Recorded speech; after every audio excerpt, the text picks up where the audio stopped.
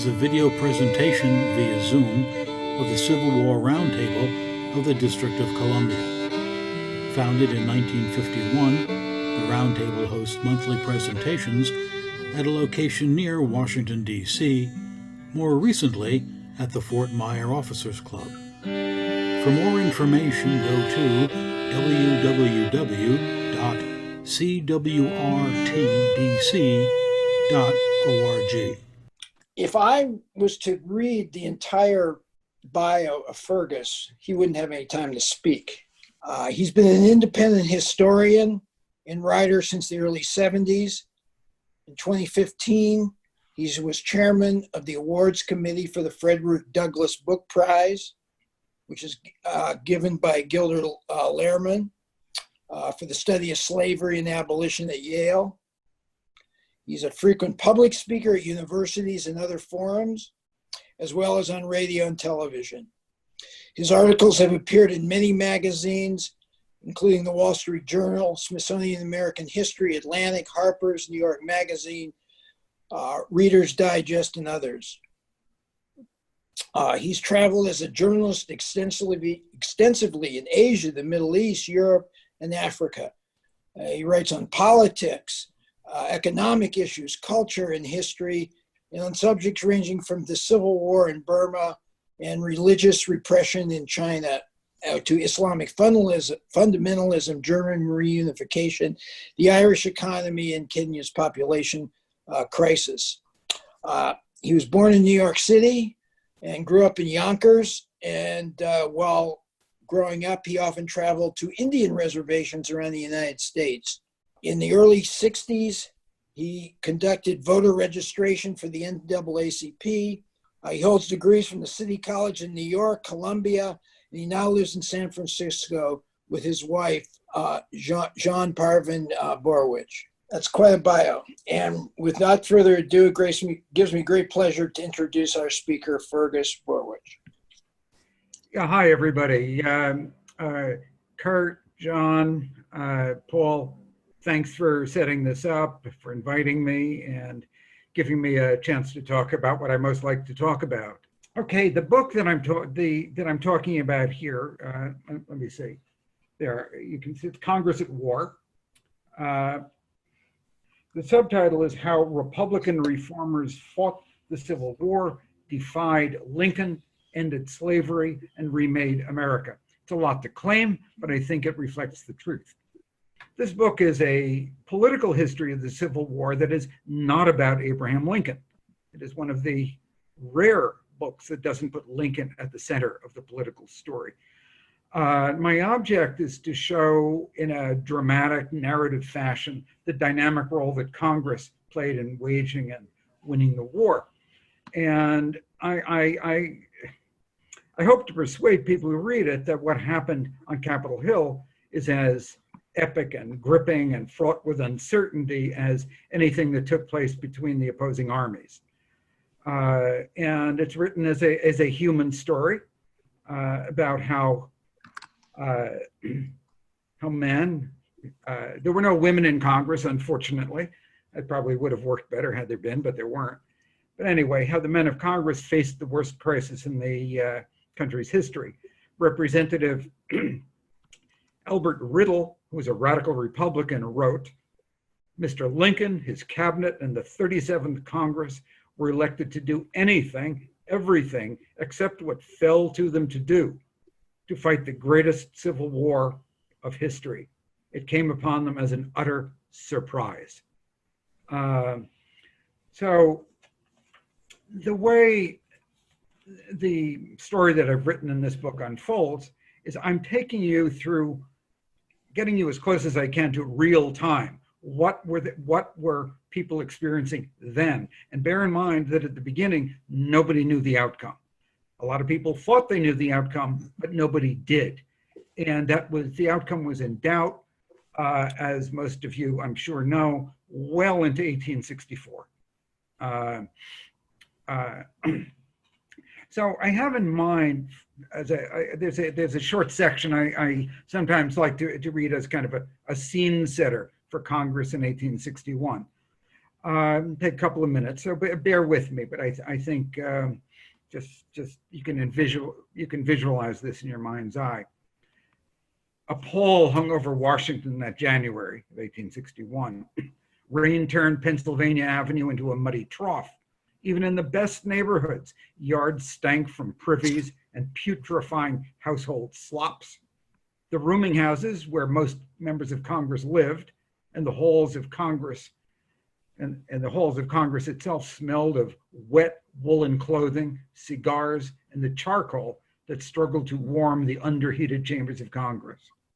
Slavery pervaded the city like the stink of horse manure that everywhere bedunged the streets. Although free blacks now outnumbered slaves in the capital, investors in human flesh had merely to cross the Potomac River to the markets of Alexandria to shop. The 3,100 enslaved men, women, and children who were still inextricably woven into the fabric of Washington life, holding doors, driving carriages, cleaning the mud from boots, hawking oysters, tending stables, suckling white babies, waiting on tables, toting trunks. They all reminded whites at every turn that the institution that was fishering the nation was alive and thriving in the capital. There was still a tentative, only semi-urban quality to most of the city. At the western end of the mall, really just a field where sheep and cows grazed, rose the very ugly stump of the aborted Washington Monument, like a finger lopped off at the first joint, abandoned for lack of financing. Very little had changed since 1849, when Charles Dickens sarcastically described its nondescript dwellings and its wide streets that petered out in empty fields as a city of magnificent distances. Nothing more aptly epitomized the unfinished city than the Capitol itself, surrounded by the marble blocks for its new dome strewn around the building, like the symbolic fragments of a nation in pieces. Washingtonians felt a palpable sense of doom. The city, one Southern woman, it's Verena Davis, as a matter of fact, wrote, was like some kind of mausoleum with no one visiting, no dinners or parties, just a sullen gloom over everything. Ohio Representative Clement Vallandigham, who figures prominently in my book, wrote to his wife, "I'm able to do no good here, no man can, so I sit and am obliged to sit, quiet and sorrowful, condemned as one who watches over the couch of a loved mother, slowly dying with consumption, to see my country perish by inches." Americans who had taken the nation's immortality for granted knew that things would never be the same again. The empty seats in the House and Senate bespoke a revolution in terms more graphic than any of the stormy words that had been spoken during the months past. With the departure of the Southerners, one at a time, gloom shaded inexorably into fear that events were spinning out of control and that the worst might really come to pass. Worrying rumors flew through the air that the defenseless capital would be attacked by a Virginia mob, that a coup d'etat would come any day, that unexplained fires around the city were part of a terrorist plot. Vallandigham warned his wife that an uprising was so likely that he might have to send her to safety somewhere in the mountains. Others dispatched their wives and children to Philadelphia or New York for safety. Of the nation's entire army of 16,367 men, few were stationed east of the Mississippi, and most of them were in the seceding states. Even the Army's General-in-Chief, Winfield Scott, who loathed President Buchanan, made his headquarters in New York City. Scott quickly recognized the gravity of the danger to the capital, however. Although Washington boasted several militia companies, they were more social clubs than military units. And many of their members were sympathetic to the Confederacy. The National Rifles, in particular, had quietly been supplied with arms and artillery by Buchanan's disloyal former Secretary of War, and its commander openly admitted that he intended to prevent Union volunteers from reaching the capital. Government spies also reported a plot to seize government departments, including the Treasury, and then form a provisional government. Where would the crisis end? Unnerved citizens asked each other everywhere. Representative John McClernand of Illinois worried, not only will states secede from the Union, but counties from states and cities and towns from both. And this, the work of disintegration and dissolution, will go on until the whole frame of society and government will be engulfed in one bottomless and boundless chaos of ruin. The panic wasn't limited to Washington. Coastal shipping shrank by half. Shipyards and ironworks went bankrupt. In New York City, commercial firms laid off hundreds or collapsed entirely as trade with the South disintegrated. Bonds secured by property in slaves crashed. Commercial traffic began to halt on the Mississippi. Grain prices fell by 20% and cotton even further. Even the ice industry, which shipped New England ice to the South, was crippled by the disappearance of Southern orders. Banks failed all over the Midwest, eventually including nearly half those in Wisconsin and as many as 3/4 in Illinois. Financiers prayed for a ray of hope, but found none. Rumors multiplied of a secret pro-Southern organization that would seize the armories, break into banks, and sack the homes of prominent Republicans. The New York diarist George Templeton Strong recorded, "Depression today deeper than ever. Most people give up all hope of saving the government and anticipate general bankruptcy, revolution, mob law, chaos, and ruin." In the White House, James Buchanan remained supine. Strong, the diarist wrote, "Had this old mollusk become vertebrate, the theories by Darwin would have been confirmed." He's speaking of Buchanan, of course. And in the echoing halls of Congress, Republicans and the remaining Southerners sidestepped each other with their eyes turned aside, too angry or too ashamed to speak to one another. So that's the situation in the spring of 1861, and a situation of general fear, panic, anxiety, uncertainty. Nobody knows what's going to happen. Congress, meanwhile, faced a multitude of really existential challenges.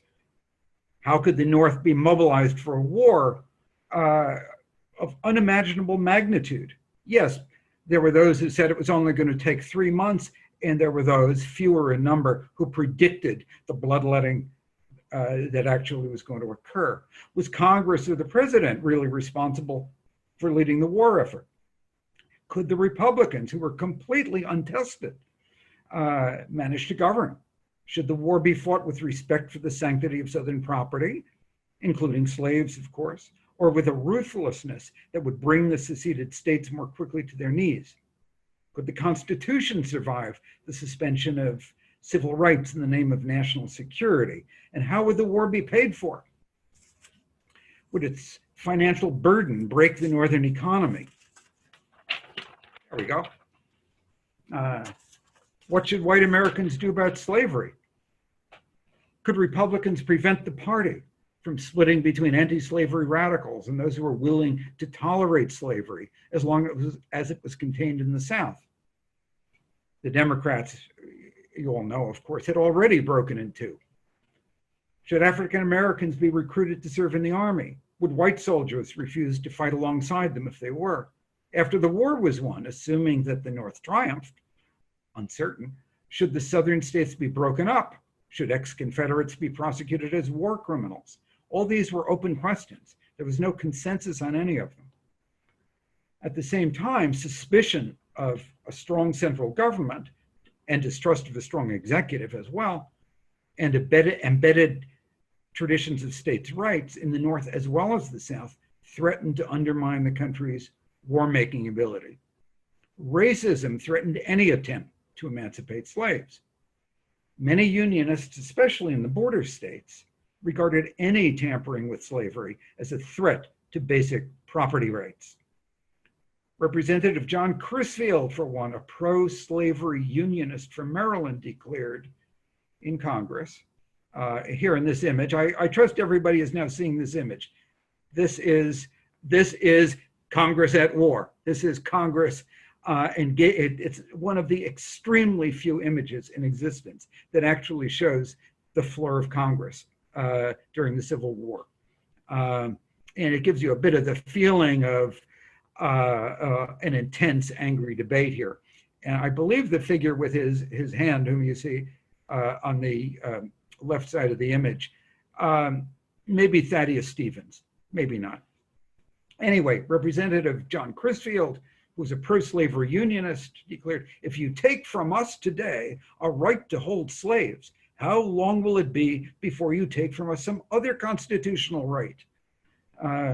So even in the North, Unionists were split as well. With Southerners gone, Republicans for the first time ever held decisive majorities in both houses of Congress.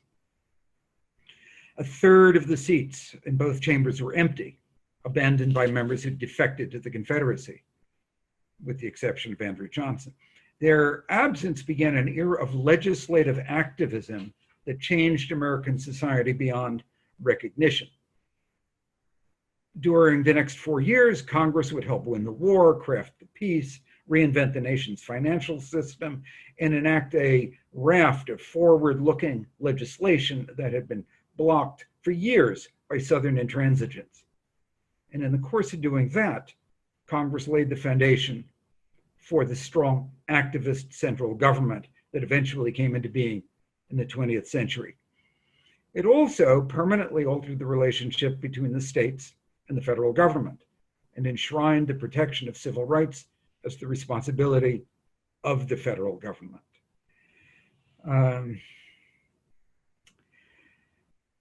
Measured by the urgency of what they faced and by the astonishing productivity of the wartime Congresses, the 37th and 38th Congresses, both of them were among the most effective in American history.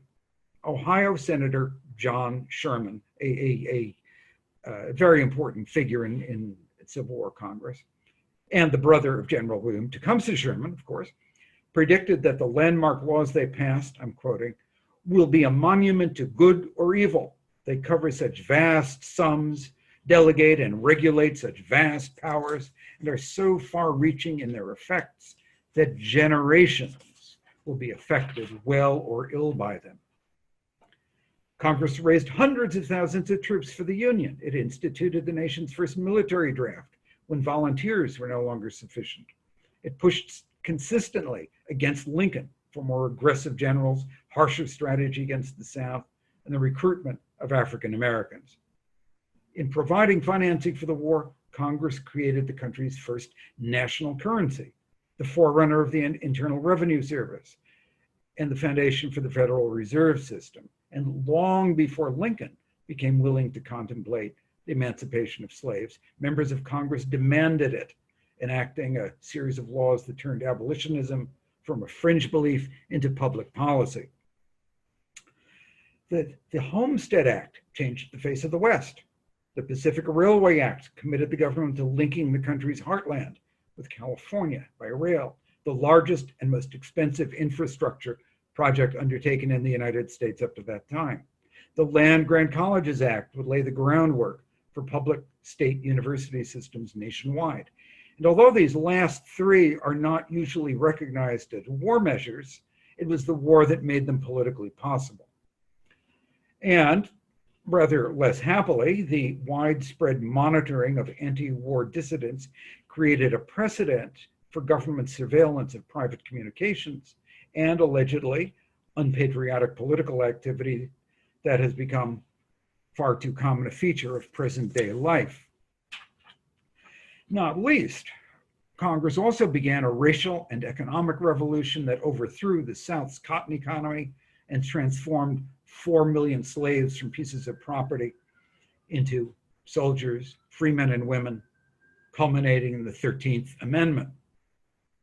As Frederick Douglass said at one point during the war, "The angel of liberty has one ear of the nation and the demon of slavery the other."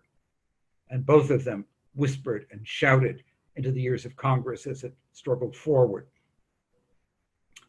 Now, in this book, I treat congressional politics as a dynamic and creative art full of maneuver for advantage, the endless seeking for compromise, and more often failing than succeeding, and the transmutation of hopes and ideals into policy.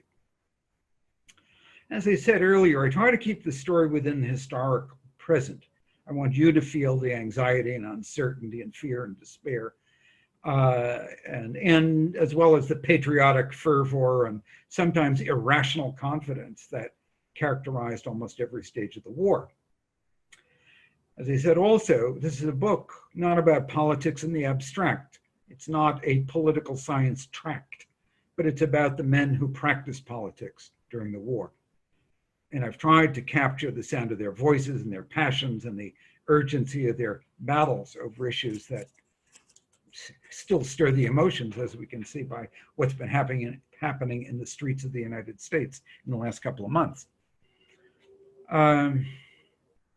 Most members of Congress, as always, were professional politicians and lawyers, with a sprinkling of businessmen, farmers, and journalists. They were opinionated, often brilliantly eloquated, and colorfully combative.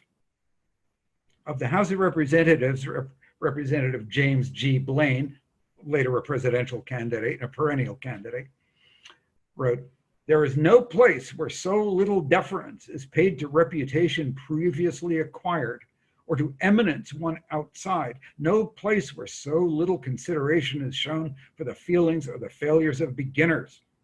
What a man gains, he gains by sheer force of his own character. And if he loses and falls back, he must expect no mercy and will receive no sympathy." Manners were marginally better, but not much in the Senate. And I should say parenthetically, because you're there in Washington and you know the Capitol and better than people elsewhere in the country generally do. Members of both houses enjoyed none of the resources the congressmen take for granted today. No staffs, no private offices, no research facilities, apart from the Library of Congress on the Capitol's second floor, where the members, if they were so inclined, could be seen poring over back copies of the Congressional Globe and old legal texts and volumes of classical history to lend heft to their orations.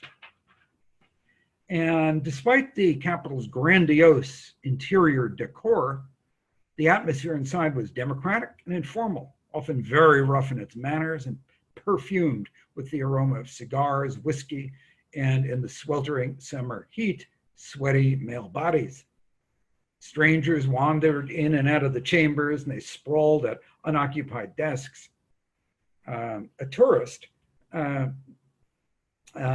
visiting from Maine wrote home to his family, "Finding the coast clear, I gambled up and down from gallery to gallery, sat in Sumner's chair, examined Wilson's books, and pocketed a castaway autograph or two."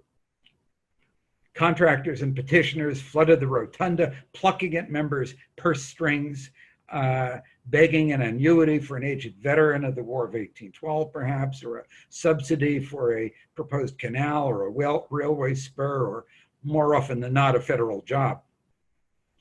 Visitors packed the galleries to hear the debates in which orators like gladiators spoke sometimes for hours on end without notes. And increasingly, members were speaking at this time, in 1861, speaking not only to their colleagues on the floor, but also to the nation's newspapers, whose reporters peered down on them from the press gallery, and to Americans across the nation very recently wired for telegraphy, which within hours of their delivery carried speeches to voters in the nation's parlors, churches, and taverns.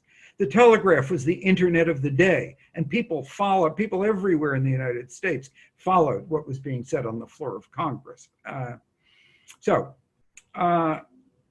I've built my story mainly around four men. Three of them were Republicans. Of these, two were outspoken radicals. Let's go to the next image, whoever's in control of it. There we go. Two were outspoken radicals, Representative Thaddeus Stevens of Pennsylvania, who was probably the fiercest abolitionist in Congress, as well as a master of parliamentary strategy and the de facto majority leader in the House. I would like to read you some really short descriptions of these four men. In this little section here, I'm going to compare two of these men, Thaddeus Stevens and William Pitt Fessenden of Maine. As chairman, respectively, of the Senate's Finance Committee and the House Ways and Means Committee, the responsibility for creating financial machinery commensurate with the government's need fell to these two men. Both understood better than anyone that a strong and trusting relationship between the Treasury and Northern moneymen was imperative. I've written quite a lot about the financing of the war, since frankly, I've never, in all my years of reading and thinking about the Civil War, I never read a decent book about how the war was financed. And the war couldn't have been fought without money. There was a constant struggle to find enough dollars to pay troops, to purchase equipment, cannon, horses, fodder, and everything, uniforms and everything else that you can imagine. And this was a constant struggle. And two of the most heroic men in Congress, or you could say heroic wagers of the war, were these two men, Fessenden in the Senate and Stevens in the House, because they made that money appear. The two had much in common. They were skillful tacticians. They were both lawyers. They were single-mindedly committed to the Union, and they were bred from the same rocky New England soil. Stevens, although he made his career in Pennsylvania, was born in Danville, Vermont. Both could be harsh and imperious. Colleagues sometimes referred to Stevens as chairman of the Committee of Mean Ways, while Fessenden was well known to have no patience for humbug and no tolerance for bores. The self-contained Fessenden was reserved to the point of iciness. You can see that in his face, I think. While Stevens, by contrast, although not exactly gregarious, was one of the most flamboyant men in the House. To quote, a driver, bitter, quick as electricity, with a sarcastic, blasting wit. While Stevens was notorious as one of the House's leading abolitionists, the great mogul of abolitionism, a newspaper called him, Fessenden counted himself a pragmatist on the subject of slavery. Yet he could be unexpectedly touched. In July of 1861, a visitor to Fessenden's home brought with him a small enslaved child who played on the carpet and chattered for an hour, impressing Fessenden with his intelligence. Fessenden wrote afterward to a friend, "The thought that it was owned like a dog by one of its fellow creatures made me utter fresh maledictions on an institution which upholds such an atrocity." Next, I want to say a few words about Ben Wade. Let's go back to, Ben 1, that's it. There's Bluff Ben Wade. Wade had a fascinating background. It was as rough as Abraham Lincoln's. His father was a Revolutionary War veteran. He grew up in Western Massachusetts, had very little early education, and then walked from Springfield, Massachusetts to Ohio, where he kind of started his life on the way working as a hod carrier on the Erie Canal. And once in Ohio, he got himself educated and became a lawyer, and by later in life was known as probably the most effective single lawyer in the state of Ohio. And there were a lot of lawyers in Ohio because half of them were in Congress.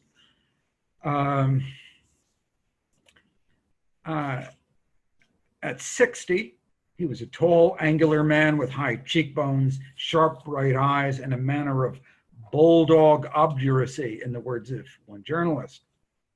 In debate, he looked at the contest with the merciless eye of a gladiator about to close in a death grip. His style of speech was offhand and frequently profane.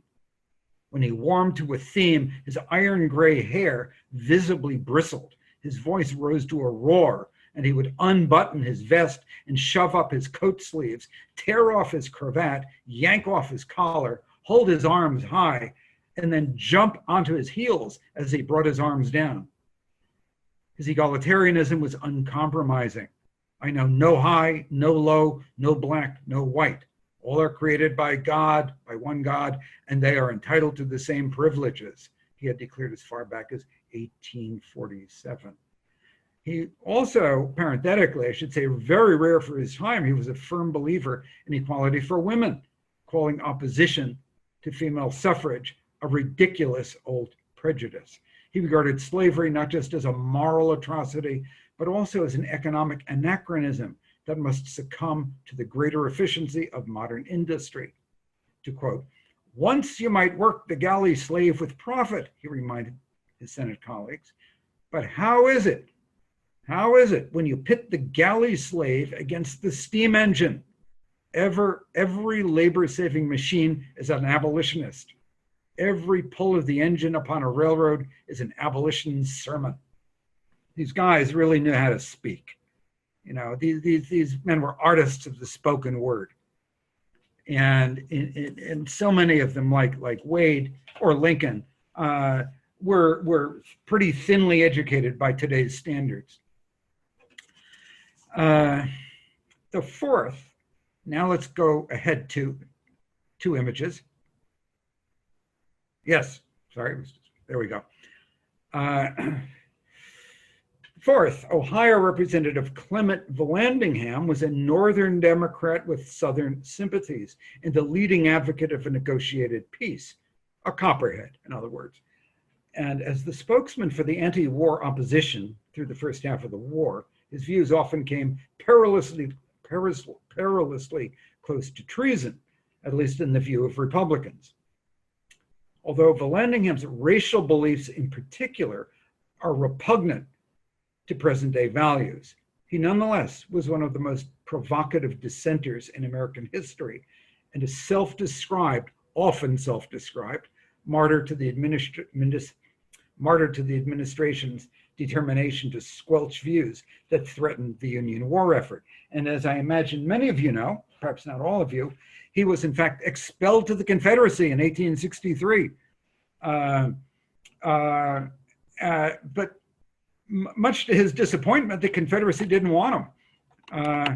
And in my book, you'll find a fascinating exchange among Confederate leaders about Vallandigham. They wanted to, he wound up in the headquarters of General Bragg in Tennessee at that time. Bragg wanted to send him back to the Union lines, but the Union wouldn't take him back. Finally, he was forwarded from one place to another. And the Confederate leaders knew full well that Vallandigham was of no use whatsoever to them in the Confederacy, but he was of tremendous use in the North. So he followed this all happened within just a couple of weeks, an odyssey that took him across several southern states, out of the port of Charleston by steamboat to Canada, to Nova Scotia, down the St. Lawrence River, and he finally wound up in Windsor, Ontario, just across the river from Detroit, and from which vantage point he actually ran for governor of Ohio during the war. You have to read the book to find out what happened. Yeah, I'm going to read you just a word or 10 about Vallandigham. He was a paradoxical figure, bright-eyed and animated, intellectual by temperament, and an avid reader of the classics. He was a pro-Southern Negrophobe of the deepest hue, as well as an eloquent advocate for the immigrant working class, an opponent of capital punishment, and a critic of the brutal treatment suffered by seamen on American ships. The son of a Presbyterian minister, he was so stubborn in his opposition to alcohol that he was said to have once pulled a pistol on friends who tried to force him to drink at an otherwise convivial gathering. As a rising star in the Democratic Party, he had chaired the Democratic National Committee during the 1860 election. He'd stumped for Stephen A. Douglas. Everywhere he went, he had attacked racial amalgamation and Negro equality, denounced Lincoln's views as subversive, and charged that a Republican victory would lead to the emancipation of millions of slaves who would flood north to steal white men's jobs.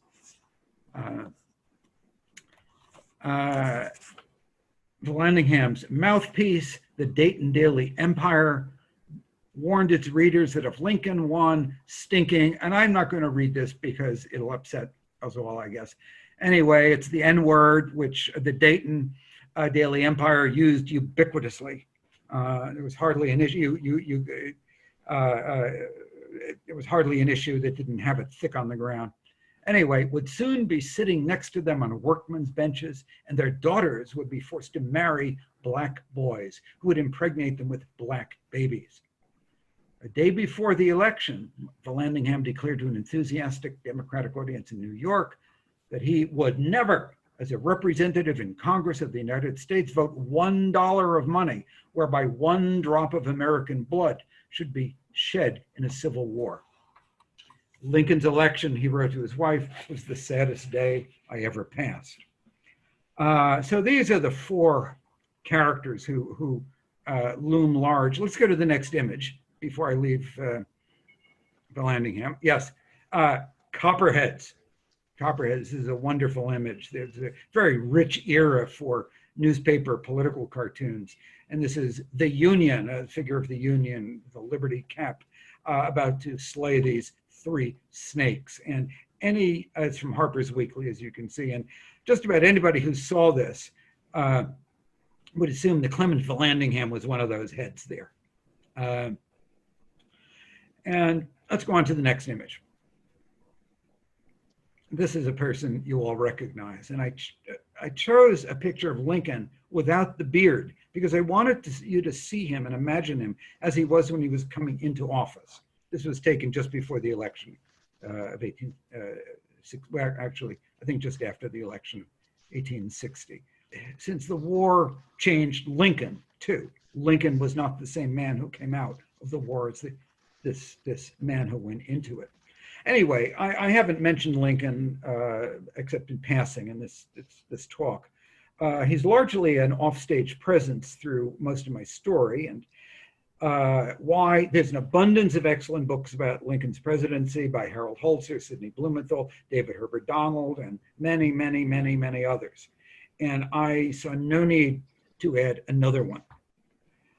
Like most historians, I want to underscore I regard him as probably our greatest president and a more skillful political man than many of his contemporaries gave him credit for. I write a great deal about the opposition to Lincoln in this book, opposition not only from Copperheads, but also from other Republicans, notably the radicals. Ben Wade had very few kind words for Lincoln. But bear in mind that in 1861, Lincoln was no more prepared for war than most Americans were, and he was considerably less so than many of the members of Congress who had spent a great deal longer in national political life than he ever had. And for much of the war, Lincoln remained very much a work in progress. And I think much of the historical writing about Lincoln fails to really see that clearly, that he was a man who started out as a not particularly skillful Washington operator, but became steadily more skilled and became the Lincoln that we all know from hindsight. Although the war drove Lincoln to attempt to govern more by executive order than any of his predecessors had, he depended on the Republicans in Congress whom he followed more often than he led, and who insisted that the power to shape the course of the war resided on Capitol Hill, not in the White House. And this tension between Capitol Hill and the executive, which we're perfectly familiar with today, although in the last couple of generations of our own time, I think there are many who would say that Congress has grown steadily weaker vis-a-vis the presidency. And innumerable Americans, when they view today's presidency, seem to think that the president comes into office with something like the powers of a king, so why can't he do everything he wants? And this book is in a very oblique way a riposte to that, because in the 19th century, the relationship between the executive and legislative branches were much closer to what the founders envisioned. And throughout the 19th century, that said, Lincoln did attempt to assert power more than any of his predecessors, except arguably Andrew Jackson. So I generally present Lincoln through the eyes of his political contemporaries, those who liked him and those who didn't. And somewhat to my surprise, a number of reviewers really failed to grasp what I was doing here by putting Congress in the center, and complained that the book wasn't about Lincoln. The book, it's Congress at War, not Lincoln at War. So anyway, if you kind of need to have your hand on Lincoln's arm as you're reading this book, by all means do so. I mean, we all know what the great Lincoln bios are. So I'm going to kind of wend my way toward the conclusion here, because I don't have. Well, it's middle of the afternoon for me here in California. I can keep going, but it's your evening, so I'm not going to test your patience.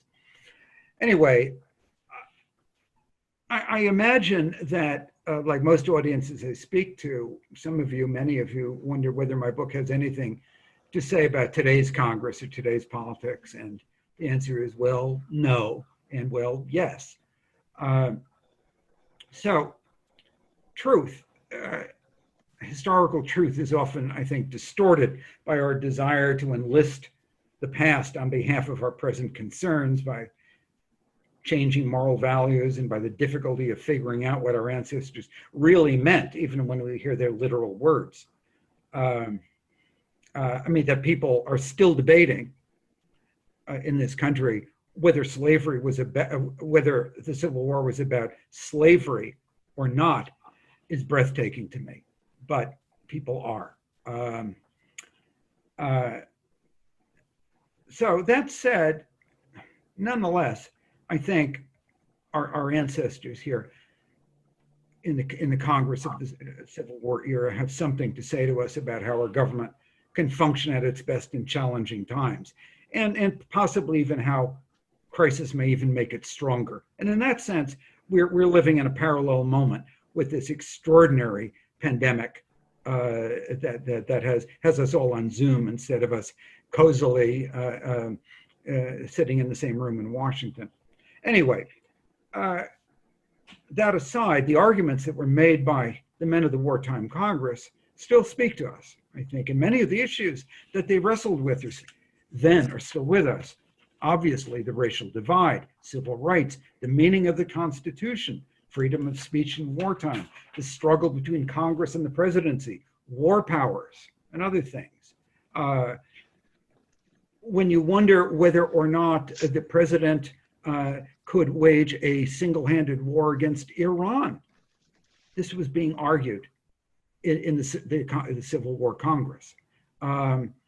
Did Ronald Reagan have the right to wage a clandestine war in Central America? What about Lyndon Johnson in Vietnam? Everything that came up in those debates was being debated in the Civil War Congresses, where they debated all this bluntly and often very profoundly, and with much more respect, I think, frankly, for the intelligence of the electorate than many of our political men in more contemporary times. So my book is also tacitly, it's not polemical, there's no polemic in this book, but it's tacitly a brief for Congress and representative government, despite all its frustrations and disappointments. And that's not really something I initially intended, but as the appeal of the authoritarian style has taken on new and vigorous life here and elsewhere, and contempt for Congress has dangerously grown, very dangerously in my view. According to some polls, fewer than 10% of Americans profess confidence in Congress, and almost 1/3 of young Americans say they don't think it's important to live in a democracy. So disdain for Congress flourishes alongside the belief that the presidency has always been the main engine of government, rather than an office whose power is deliberately circumscribed by the Constitution. 19th century Americans, as I think I may have said already, including those of the Civil War era, by contrast, believed that the real seat of power lay in Congress. If you go back to the first Congress, which I also wrote a book about, James Madison and his contemporaries worried not about an imperial presidency, but they worried about how to put any power into the presidency because Congress, they saw Congress as being so strong. Now, during the Civil War, Democrats in Congress repeatedly attacked Lincoln as a tyrant, and often fellow Republicans questioned his competence. And they investigated his generals. I've written a great deal in this book about the Joint Committee on the Conduct of the War, which has sometimes gotten bad press. I find it remarkable. I mean, the Joint Committee spent 3 years rather, interviewing, interrogating, and challenging the administration and leading generals. They interviewed hundreds of generals, had them up on Capitol Hill, and sometimes had people testify down on the Rappahannock or wherever the army was, mostly the Army of the Potomac. And you read, this is all online, by the way, if you're interested, the records of the reports of the Joint Committee, big fat volumes. But you are reading about the waging of the war in real time in those reports. What you want to know, the mess, the political mess that of the Army's leadership at the time and after the Battle of Fredericksburg. It's all in there. Everybody testified. Anyway, as beleaguered as he felt, Lincoln never claimed that Congress lacked the authority to challenge his actions or declined to answer legislators' requests for information. He always provided. It didn't occur to him that some kind of executive privilege shielded him from telling Congress what he had been doing. He recognized Congress as the primary repository of the people's will, and he understood that the founders never intended the president to be beyond the reach of its authority. So, to conclude, to us, I think, Congress often seems needlessly quarrelsome and inefficient, but its workings are really just the cacophony of our multitude of American voices distilled to 535 representatives and senators. Senator William Pitt Fessenden, whose lovely picture you saw a bit earlier, one of the heroes of my book, understood that Congress was a stew of self-interest, seasoned with passions, and that to accomplish anything required creative skill, tolerance, and immense patience. Republican politics is always messy. I mean, the politics of a republic is always messy. The founders knew it. They'd fought a revolution not to tame politics, but to put it, with all its turbulence, into government. As Fessenden put it, I would not have perfect quiet always. In a republic, especially, you never find quiet except under a tyranny. So, I hope we have some time for questions. I don't know whether I ran longer than we were budgeted for. What do you think of Edward Dickinson Baker? Edward Baker was an eloquent blowhard. He was brave beyond the point of sanity. He threw himself into battle at Bull's Bluff. He died needlessly. He was probably Lincoln's closest ally in the Senate at the time. I'm sorry, what? For Baker's death, because Lincoln had almost no friends. Baker was a friend,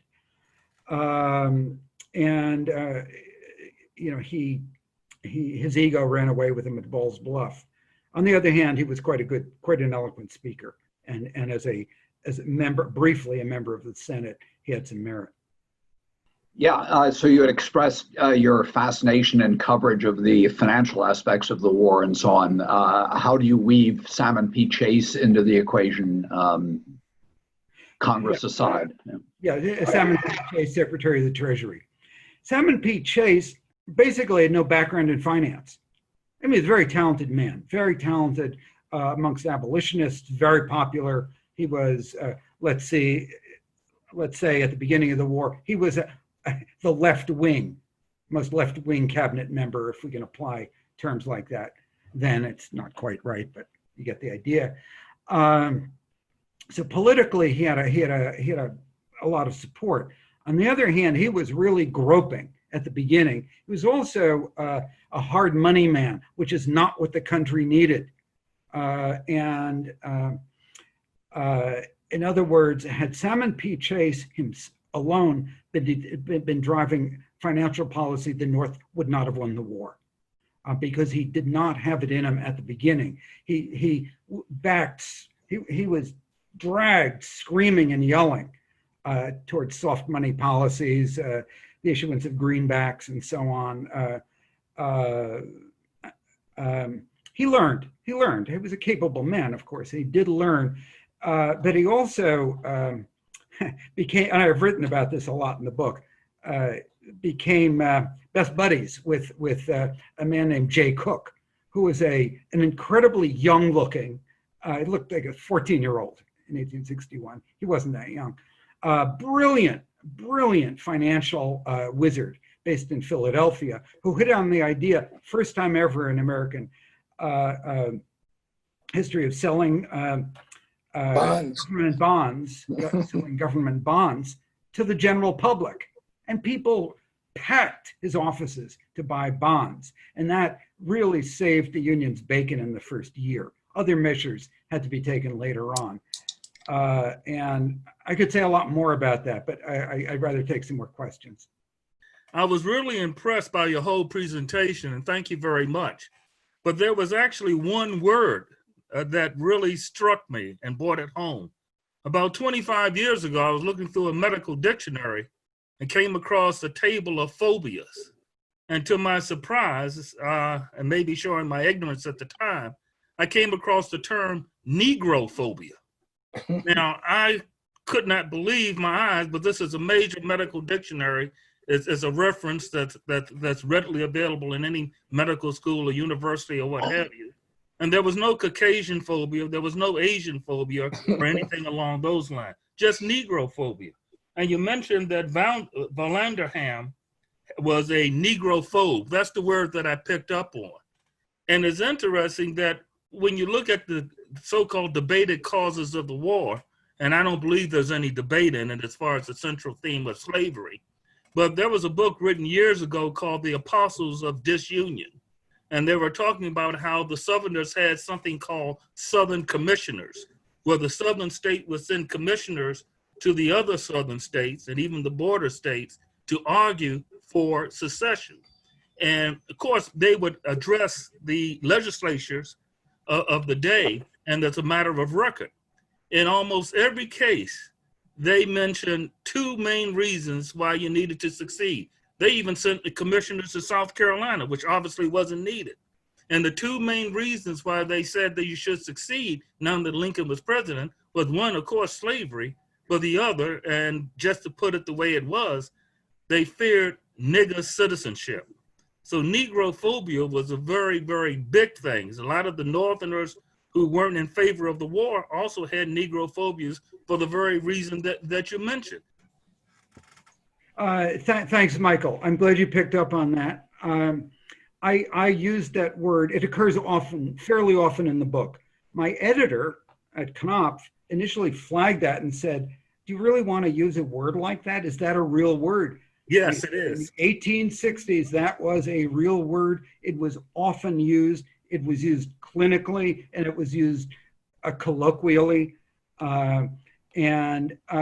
Frankly, a lot of white Americans, South and North, hated Black people. My point is not hatred. They actually feared Blacks.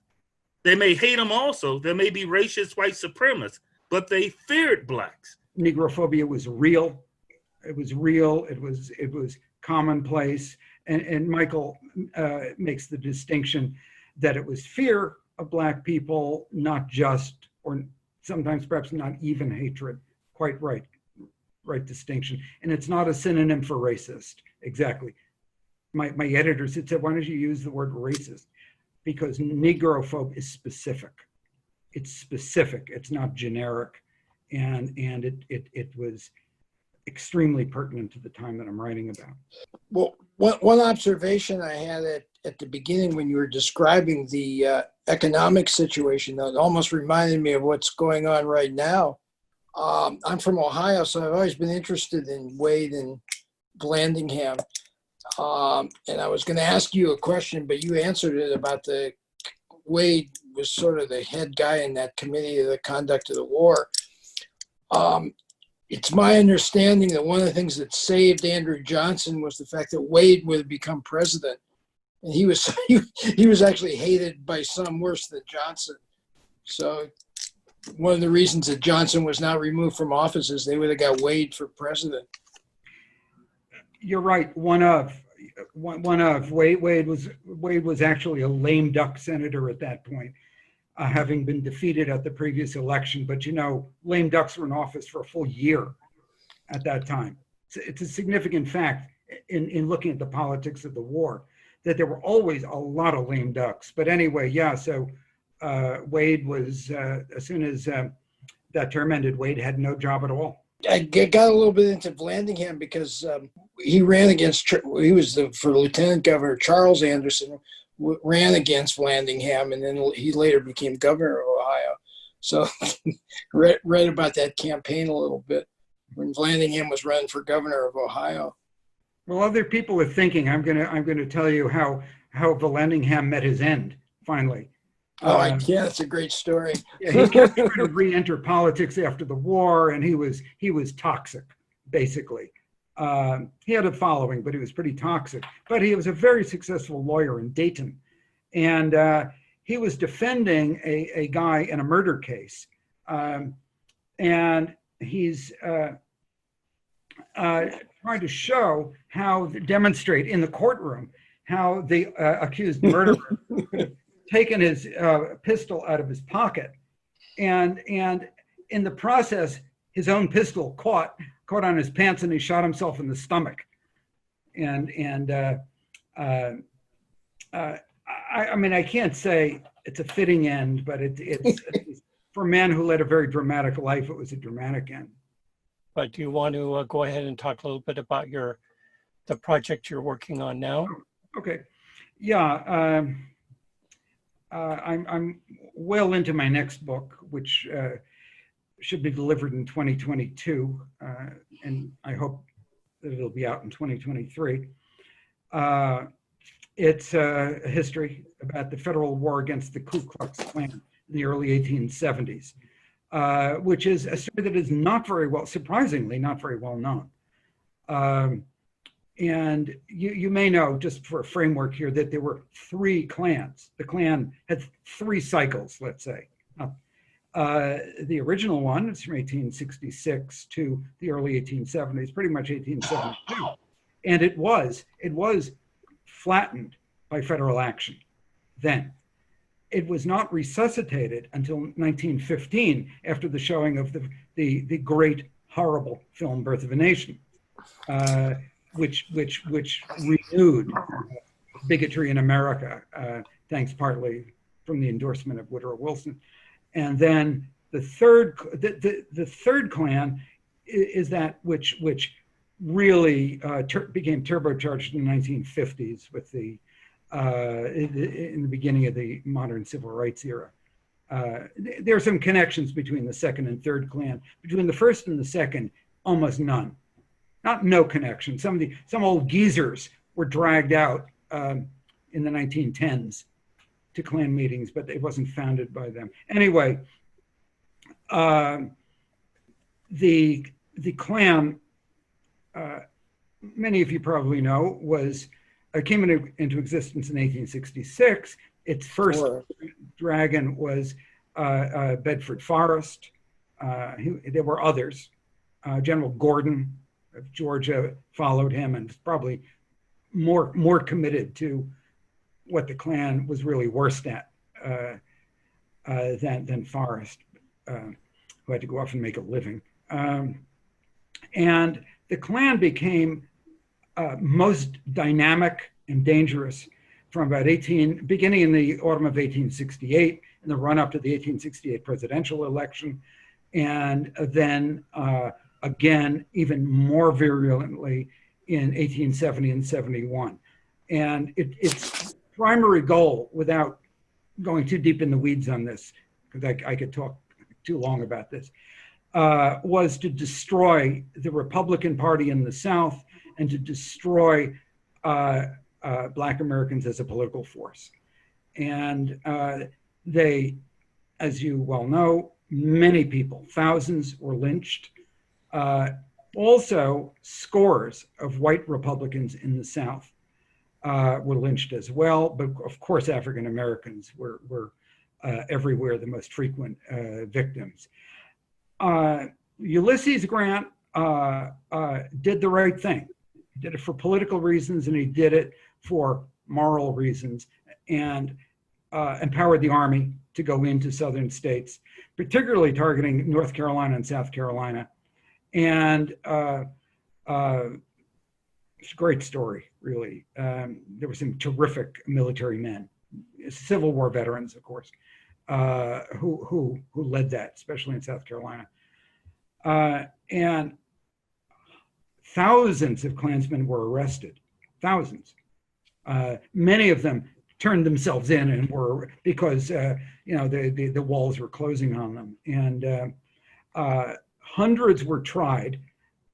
Unfortunately, too few actually went to prison because there was a political evolution in the North, which I won't try to get into here, which weakened Grant's commitment to the war against the Klan and made it harder and harder for him to carry out his initial determination to completely eradicate terrorism in the South. But the Klan really became basically defunct by 1872. Violence didn't end, okay? It took new forms as Democrats re-entered political life in the South. But my time frame for this is really 1868 to 1872 plus. When did the Confederate battle flag become a symbol for the KKK? Yeah, civil rights time. Modern times. Yeah. Modern times, post-World War II. Okay, so it was in the third cycle you're talking about. Yeah. Very, very, very late, relatively speaking. You know, people. Sorry, I've got a cat with her claws in my leg here. But, Well, it's why it makes no sense to take down a Grant bust or statue. Grant was president when the Ku Klux Klan Act was passed. It's and he called for the Ku Klux Klan. right. He went up to Capitol Hill, which presidents rarely do, as you know. He went up to Capitol Hill and asked for that law, for that act. The other point is that the Confederate flag, may have been used against civil rights after World War II, as you stated, but the vast majority of the Confederate statues were put up in the beginning of the 20th century as a direct response to civil rights movements by a lot of them by the daughters of the Confederacy. So a lot of the Confederate statues, and I'm not talking about statues in cemeteries or what have you, but a lot of the Confederate statues were a direct response to civil rights in the beginning of the 20th century, long before World War II, but long after the Civil War.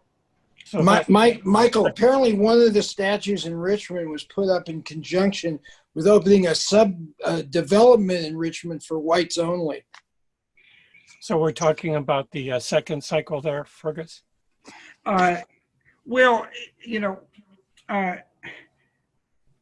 I'm not one to defend monuments to people who committed treason. Okay, let me state that right at the beginning. Okay, it's a tremendously complicated issue, what these things mean to different people and so on.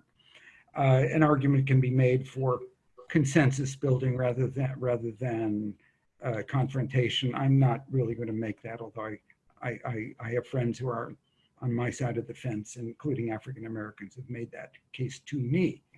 But I think just parenthetically, I would say that it's worth remembering that most Civil War statues, including in the North, started going up in the 1880s, 1890s, and turn of the century, because the veterans were old. One, they were sufficiently, they had enough money that they could contribute for statuary, and they saw their future shrinking. They were old men, and they wanted those monuments up south and north.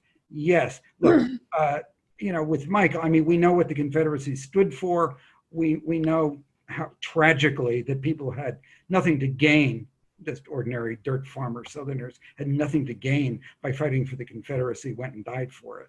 I mean, but they did have one thing to gain that I pointed out earlier, and that is, and I'm going to quote, to prevent nigger citizenship. Yes, Michael, I agree with you.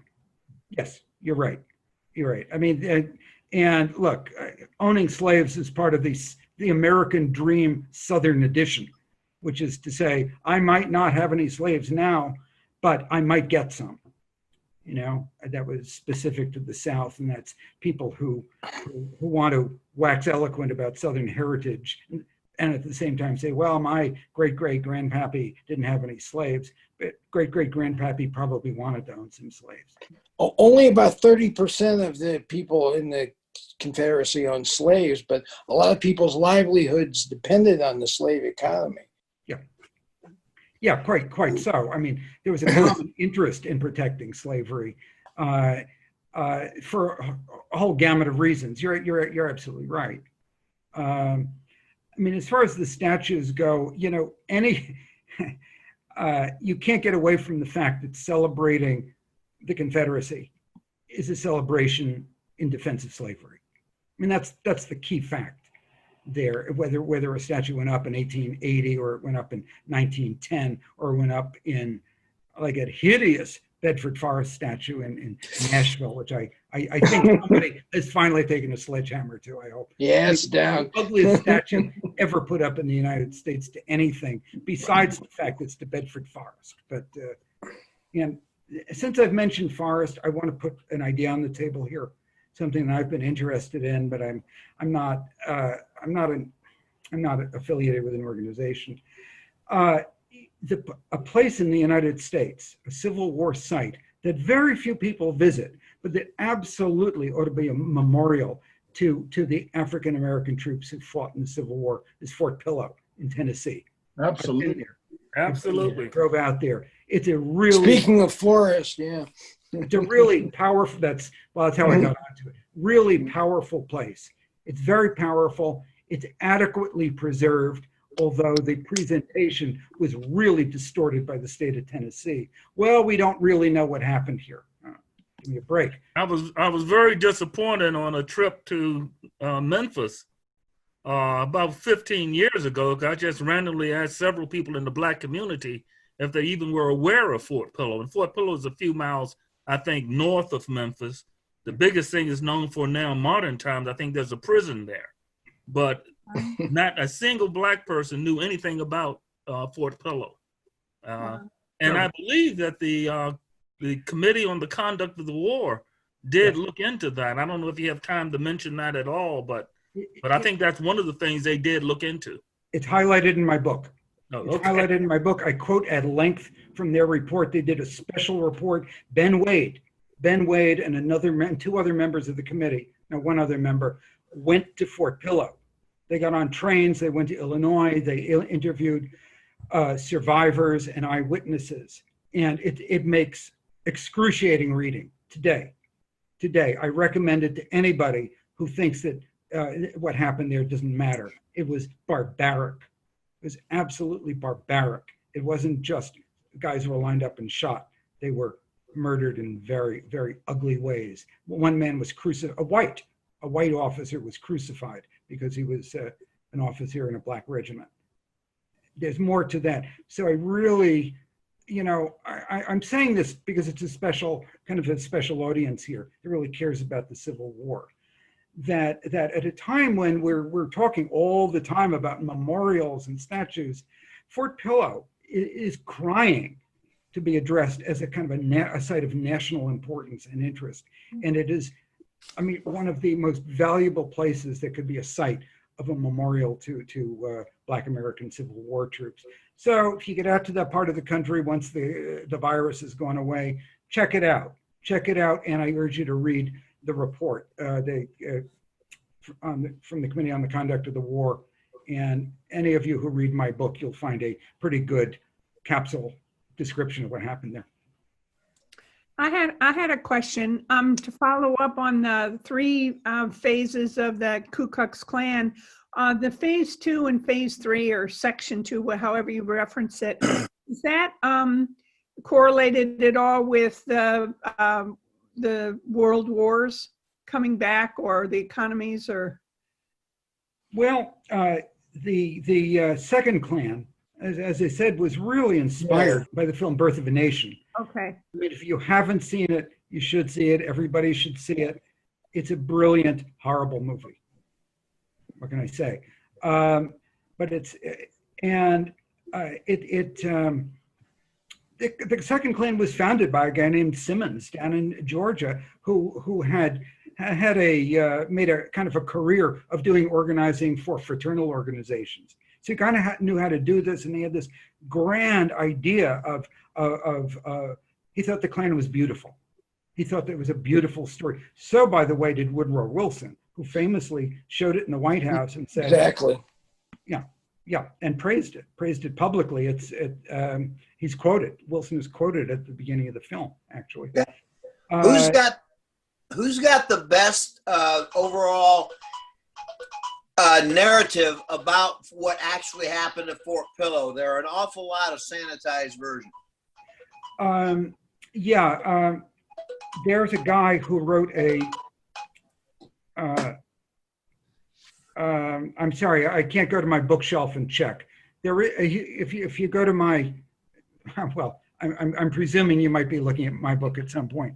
If you do, and go to the Fort Pillow section and see how it's footnoted. It's a guy with a 3-letter last name. Nobody else knows this writer. It's good. He wrote a book specifically about Fort Pillow. It's very even-handed. I think it's quite good, actually. It's a short book. It's 150, 175 pages or something like that. But for my money, the best record of it is the report of the Joint Committee on the Conduct of the War, which you can get online. You can go online and get it. It's Fort Pillow report, and they were there, I think, 10 days after the massacre, which is what it was. It was a massacre. They were there just 10 days later, and you can infer the shock that Wade felt and his colleagues felt at what they heard and witnessed. There were bones sticking out of the ground. Anyway, not to. You get the drift here. Speaking about books, Fergus, what's the best way to get your book, especially if you want to get it signed? Well, I would say ordinarily I'd say go to your favorite independent bookstore, which really needs your business, but your favorite independent bookstore may be closed. You can always get it from Amazon, and you'll get a discount as well. I have a lot of books all there on Amazon as Congress at War, and if you will probably see my name spelled in something or other that you received, but my last name is actually pronounced Bordewich, as if it were a K at the end. Thank you. Yeah, it's good to know that.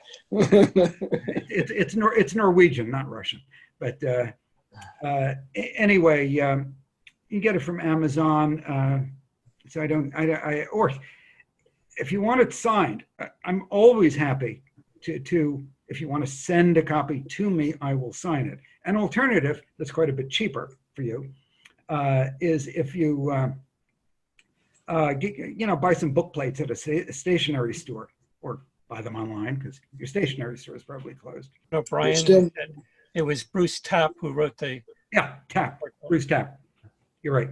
Yeah, Fort Pillow Massacre of 2014. Yeah, I will say that Tapp wrote another book about the Joint Committee on the Conduct of the War, which I mean, it's a serious book. It's a serious book. I'm not dissing it, but he has a different take on the Joint Committee. He sees it from much more a modern perspective, that's to say a late 20th century perspective, but with these politicians on Capitol Hill interfering with the army, making it harder for the generals and for Lincoln to fight the war.